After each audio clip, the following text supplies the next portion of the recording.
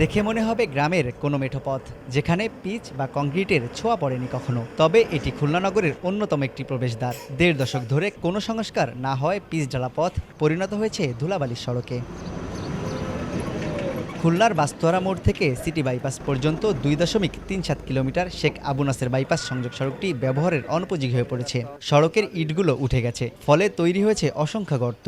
শুকনো মৌসুমে ধুলা আর বর্ষায় কাদা এই পথের নিত্যসঙ্গী হয়ে ওঠে। এ ব্যাপারে স্থানীয়রা মানববন্ধন সহ কর্তৃপক্ষের কাছে একাধিকবার অভিযোগ জানালেও মেলেনি সমাধান। দীর্ঘদিন ধরে আমরা এই রাস্তার খানাখন্দ হইতে ভোগ দিছি, ধুলাবালি অশান্তি, এখানে মানুষ আমরা বসবাস করতে পারি না। আমরা এই যে ব্যাড ট্যাক্স দিচ্ছি, তাহলে আমাদের লাভটা কি?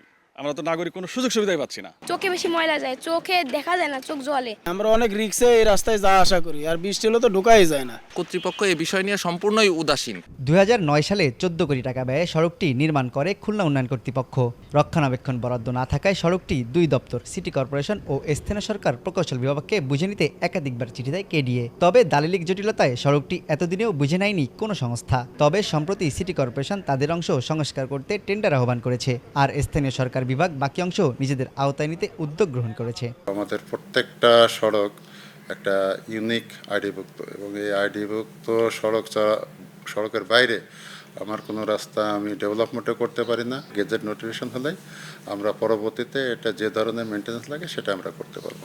২.৩৭ কিলোমিটার দীর্ঘ সড়কটির ১ কিলোমিটার সিটি কর্পোরেশন ও বাকি অংশ ডুমুরিয়া উপজেলার আওতায় পড়েছে। তানজিম আহমেদ, সময় সংবাদ, খুলনা।